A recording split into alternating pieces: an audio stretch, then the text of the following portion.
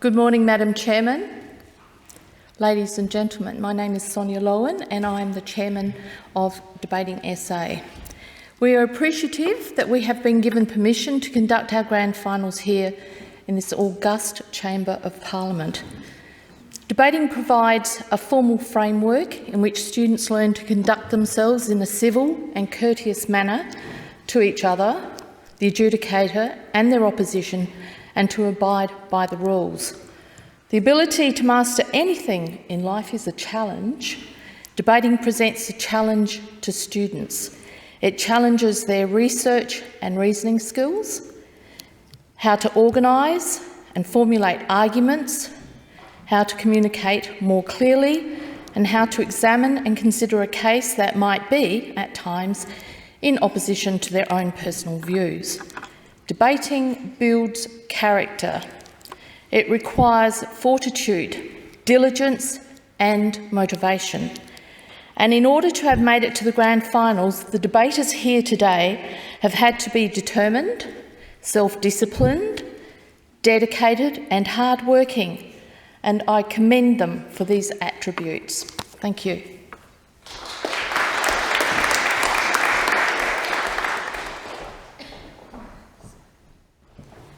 Good morning, ladies and gentlemen. Welcome to the 2023 Year 6/7 Division Debating Essay Grand Final Debate. My name is Claire Lee, and I am the chairman to this debate. The timekeeper is Tate Frost. The topic of this debate is that Australian primary school students should have compulsory music lessons. The affirmative team seated to my right is from Pembroke School. The negative team seated to my left is from Belair Primary School. The grand final debate will be judged by a panel of 5 adjudicators who are Charlie Caldwell, Ella Goulding, James Lebroy, Jonathan Parsalidis, and Talia Rosenberg. The speaking time of this debate is 3 minutes. A single warning bell will sound at 2 minutes, and a double bell will sound at 3 minutes. A continuous bell will ring 30 seconds after the final bell. Please switch off your mobile phones and other electronic devices.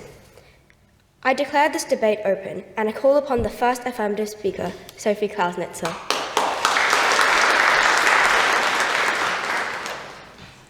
Good morning, Madam Chairman, ladies and gentlemen. The topic for our debate is that Australian primary school students should have compulsory music lessons. We, the affirmative team, believe that this statement is undoubtedly true. We define this topic as Australian primary school students, people between the ages of 4 and 12 enrolled in the first stages of formal education in Australia. Compulsory, an expectation that is not optional. Music lessons, an instructional session focused on teaching musical concepts, techniques and practices. As first speaker, I will argue that music lessons can impact students' cognitive development and improve grades, and how music can have a significant effect on cultural inclusion. Our second speaker, Stella, will assert that music lessons can help build self-esteem and that music lessons can boost creativity. Our third speaker, Ning, will rebut and sum up our team case. My first point is that music lessons impact students' cognitive development and academic grades. Music education improves and develops many skills. The benefits of music education extend throughout a child's education. A good music education starts early and allows children to develop their skills through regular, consistent and improved music lessons.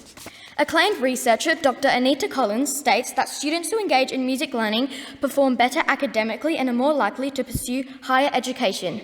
Dr. Leanda Brun noted in a recent study in Canada that over 100,000 high school students who participated in music between the ages of 7 and 12 achieved outstanding higher scores in science, maths and English than the non-musical classmates. If the school you go to affects cognitive development due to lack of quality music education for every child, then every child is not receiving an equal and effective education. According to the ABC, the state government has committed $7 million to a music education strategy to ensure all children have access to high-quality music education. Now to my second point, that music can have a significant effect on cultural inclusion. Making music education compulsory ensures that all students are exposed to a diverse range of musical traditions and genres from various cultures. This exposure helps students develop an appreciation for different cultural expressions, making a more inclusive and culturally aware society. Compulsory music education can break down barriers that may exist between different cultural groups. Music becomes a common language that brings students together, allowing them to appreciate and learn from each other's cultural heritage. Compulsory music education ensures that all students, regardless of their background, have access to musical learning. This equal opportunity promotes inclusivity and helps to ensure that no student is left behind. Compulsory music education in primary schools has an extreme impact on culture and inclusion. It exposes students to diverse musical traditions and creates an inclusive learning environment where all students feel valued and respected. So, Madam Chairman, ladies and gentlemen, in conclusion, we the Affirmative team strongly believe that Australian primary school students should have compulsory music lessons because music lessons impact students' cognitive development and improve grades, and that music lessons can have a significant effect on cultural inclusion. As Plato, an ancient Greek philosopher, said, music gives a soul to the universe, wings to the mind, flight to the imagination, and life to everything. Thank you.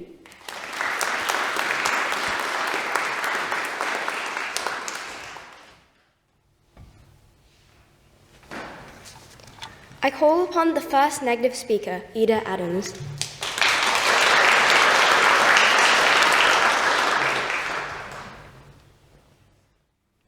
Good morning, Chairman, ladies and gentlemen. Today's debate is that Australian primary school students should have compulsory music lessons. And we disagree with the definition provided by the Affirmative team because we define music lessons as a traditional classroom setting where one teacher teaches approximately 25 to 30 students in the specialised subject of music on a regular basis. And we, the negative team, believe that this statement is clearly false. Today's the first speaker. I'll be discussing 2 points. That music lessons are too costly, and that schools should prioritise other learning areas in music. Our second speaker will discuss how music actually discriminates against some students' religions and mental health.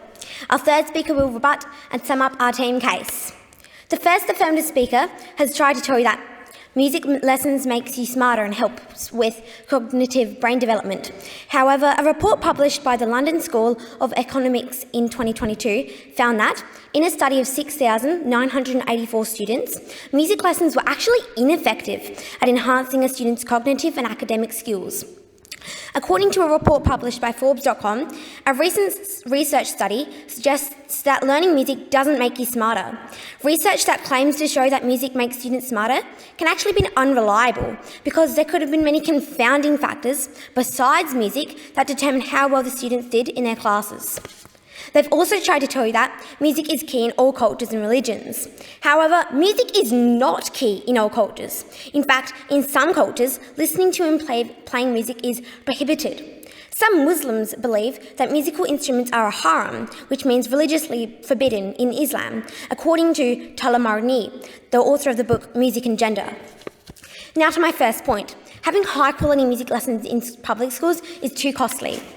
The Sydney Morning Herald states that music programs pose huge budgetary concerns to schools, including the cost for playing instruments, playing spaces, putting on concerts, and the hiring of extra music staff. Given the realities of public school budgeting constraints, if every student received quality music lessons, the exorbitant costs would force schools to move the funding from where it is needed most. Now to my second point. Australian schools need to prioritise core subjects. As stated by the Sydney Morning Herald, the national curriculum is overcrowded. The South Australian Department for Education and Child Development reports that teachers must already teach 300 minutes of maths and English and 100 minutes of science per week. And NAPLAN results show that 1/3 of Australian school students are not meeting minimum standards in core subjects. Therefore, schools should be concentrating on the core subjects such as maths and English. According to the Australian Council for Educational Research, students need numeracy and literacy skills to survive as adults because it penetrates every aspect of their adult life. Does music? So, Chairman, ladies and gentlemen, in conclusion, it is evident that Australian primary school students should not have compulsory music lessons. Thank you.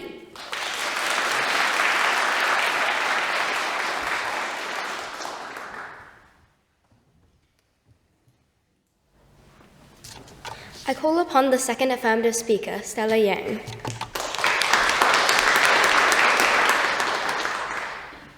Good morning, Madam Chairman, ladies and gentlemen. The topic for our debate is that Australian primary school students should have compulsory music lessons. We, the Affirmative team, strongly believe that this statement is true. The first negative speaker has tried to tell you that there shouldn't be compulsory music lessons because of the financial burden. To reduce the financial burden associated with music education, schools can implement various strategies.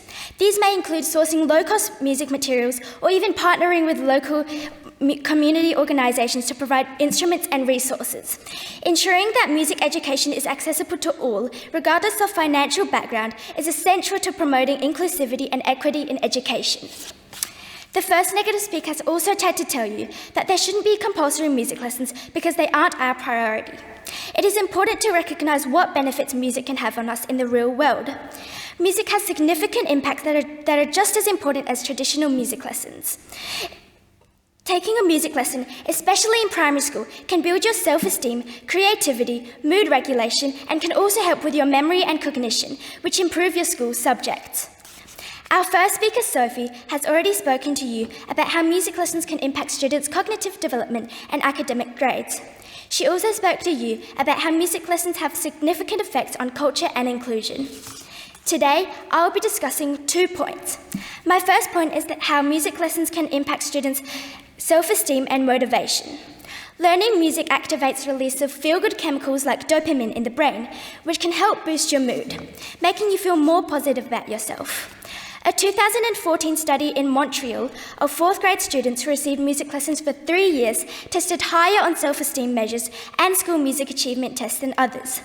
Learning a musical instrument, developing new skills and technique, provides a sense of accomplishment and mastery, keeping you motivated. Motivating children at an early age helps them to take on more responsibilities, empowering them to overcome challenges.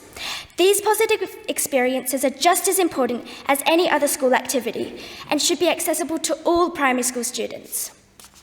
Now to my second point, that taking music lessons can boost creativity, preparing students for the future world.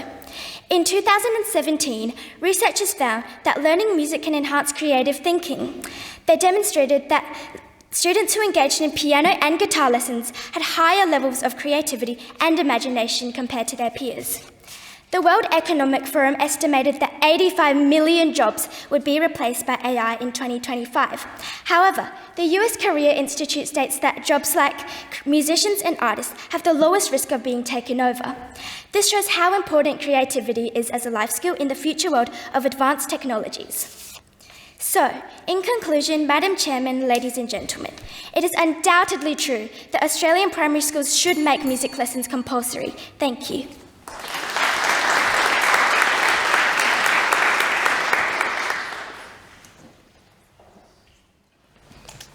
I call upon the second negative speaker, Gus Farmer.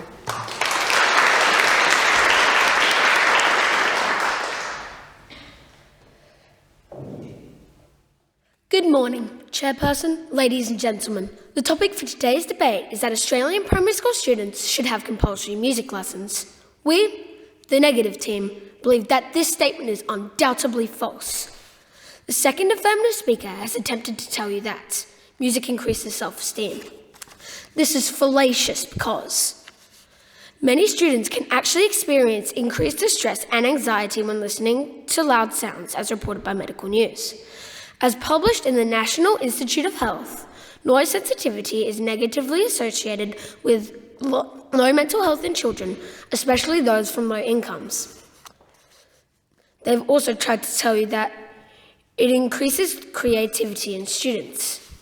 This is erroneous because, according to the Royal Society of Arts, if the maximum number of children are to be given the greatest possible chance of realising their creative potential, schools must provide a rich and broad curriculum. The role of schools is to have students master disciplines, learn to communicate effectively, and engage in discussion and argument. Our first speaker has already stated that schools should prioritise other areas of the curriculum and how expensive music lessons would be. Today, I'll be talking about 2 points.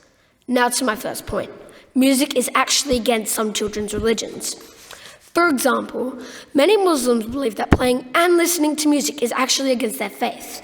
The Irish Times reported that during Ramadan, the month of fasting for Muslims, both listening and playing music is forbidden. Many Muslims believe that the Quran prohibits both musical instruments and singing. According to Dr. Diana Harris, there are some children who are faced with an ethical dilemma due to their religion and do not feel comfortable participating in music lessons. A teacher should never force a student to participate in activities that go against their cultural beliefs. Now to my second point. Music can be overwhelming and overstimulating. According to Medical News Today, people with ADHD and autism can often experience distress due to loud sounds during music lessons, which can lead to an overwhelming sensory overload and causes an inability to focus. This often leads to increased distress and heightened anxiety. Studies by Psych Central stated that sound sensitivity is a common type of sensory sensitivity in autism, which can be caused by loud or shrill noises which occur during music lessons. The National Institute of Health reports that hyperacusis is widespread in the autism population, and that this auditory hypersensitivity can trigger reactions that heavily impact on social and academic areas. So, Chairperson, ladies and gentlemen, as you can very clearly see by the evidence provided, Australian primary school students should not have compulsory music lessons, as there may not even be a safe space for students with ADHD, with autism, or any students with hypersensitivity to sounds, and for students that it is against their religion. Thank you.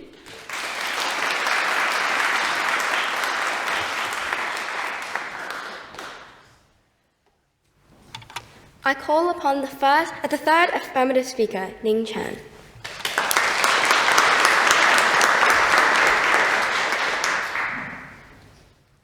Good morning, Madam Chairman, ladies and gentlemen. The topic for today's debate is that Australian primary school students should have compulsory music lessons. We at the Affirmative team strongly believe that this statement is true. The first negative speaker has tried to tell you that there is a lack of money needed to fund music as a compulsory subject. Funding doesn't necessarily have to come solely from existing school budgets. External avenues such as government grants, community partnerships and private donations can supplement school resources. Furthermore, the advancement of digital technology offers more cost-effective methods of providing quality music education, reducing the necessity for expensive physical resources. In essence, while the financial challenge is real, various strategic approaches can be employed to make music education an achievable and enriching component of the primary school education. They also said that it is unnecessary at this time. Although compulsory music lessons may not be a priority for many schools at this current point of time, music education would indirectly affect the grades of many core subjects, such as English and maths. In the time of one lesson, students improve skills that they may not be aware of, such as auditory processing, coordination, and cognitive development, as our first speaker, Sophie, has already stated. Although some grades may not be completely satisfactory, that would not be a reason not to have compulsory music lessons, as it indirectly positively impacts other subjects and cognition. The second speaker has tried to tell you that there might be difficulties for people with religions. This can be overcome by having those students with religion to focus instead on musical theory. This can still benefit them in the same way.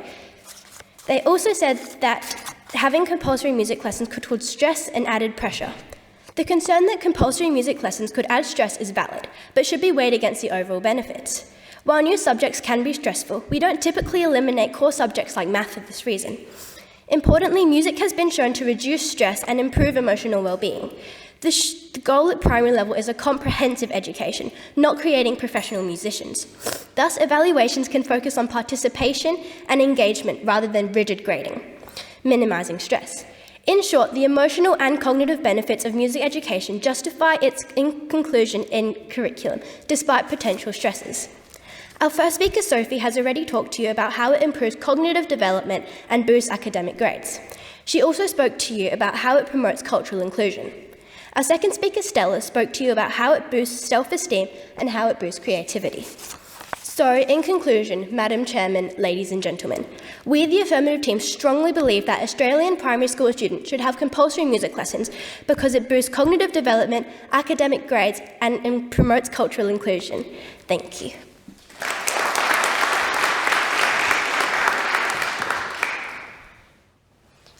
I call upon the third negative speaker, Archie Schofield.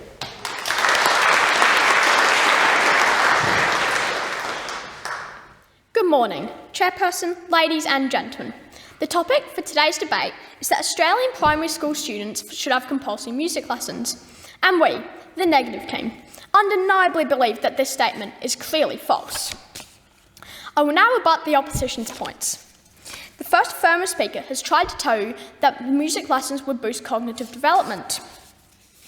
This is undoubtedly false because music lessons do not have a positive impact on children's cognitive skills, such as memory. According to a study published in Science Daily in 2020, the authors of the study reanalysed the data from the 54 previous studies and found that musical training appeared to be ineffective at enhancing cognitive skills. In fact, this study reported that the previous studies had the empirical evidence misread. The data from the most current study highlighted that the narrative built around music lessons is substantially distorted. They have also said that music is key in all cultures. This is clearly incorrect because many Muslims believe that the Quran prohibits both musical instruments and singing. According to Dr. Diana Harris, music has had an unhappy history in the lives of Muslims. There are many children who are faced with an ethical dilemma due to their religion who do not feel comfortable partaking in music lessons. A teacher should never force a student to participate in activities that go against their cultural beliefs. This means that the student would be excluded from the music lesson. The second affirmative speaker stated that it would boost self-esteem. This is distinctly false because, according to the Honourable Jason Clare MP, the Malinowskis government has invested in a wellbeing workforce which includes psychologists, social workers and occupational therapists to help young people tackle issues. There is no mention of music teachers or lessons. They've also argued that music boosts creativity. This is, without a doubt, incorrect because, according to Drexel University, classrooms are creative learning environments that encourage creative thinking. Ways teachers encourage creativity is by creating flexible learning spaces, have open-ended assignments, work in groups, and provide constructive feedback. Creativity is a critical life skill that teachers help their students to build on in the classroom. I will now summarise my speaker's arguments. Our first speaker has already stated that schools should prioritise other learning areas rather than music. She has also spoken about how resources and teacher specialist training are expensive. Our second speaker has stated that music is against some children's religions. He's also argued that music is overwhelming and overstimulating for some students. In conclusion, Chairperson, ladies and gentlemen, clearly you can see that, from the evidence provided, Australian primary school students must not have compulsory music lessons. And remember, schools are not looking at ways to exclude people, which music lessons clearly do, but they are looking at ways to include people. Thank you.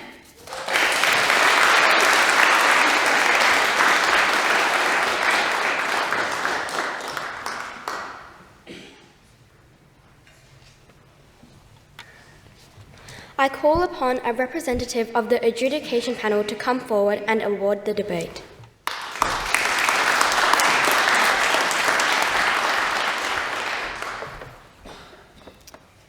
Low for me. Hi everyone, and welcome to Grand Finals at Debating Essay. First off, we would like to commend both of our teams for making it this far. You're two very strong teams and it was a very exciting debate, so thank you so much for giving it your all. Today's decision was a split decision of 4-1, but we felt the winning team had a clearer case overall, and today that was the affirmative team.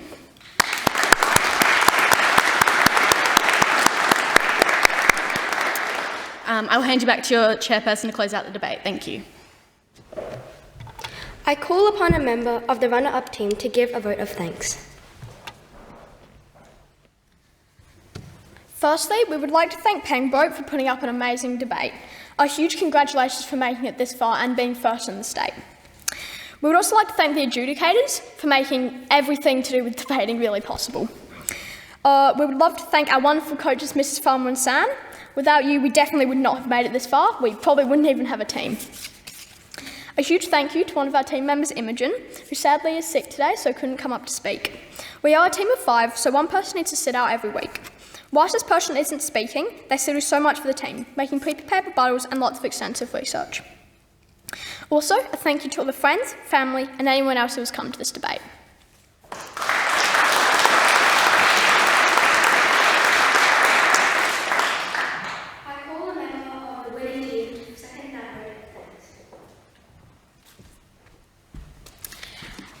Firstly, I would like to thank Belair Primary School for an awesome debate, and the timekeeper and chairperson, and thank you to the adjudicators for making this debate possible. Thank you to the audience and for supporting us through this journey. And lastly, I would like to thank my amazing team and Mr. Weatherall for the debate, because without them, we wouldn't be here. Yep.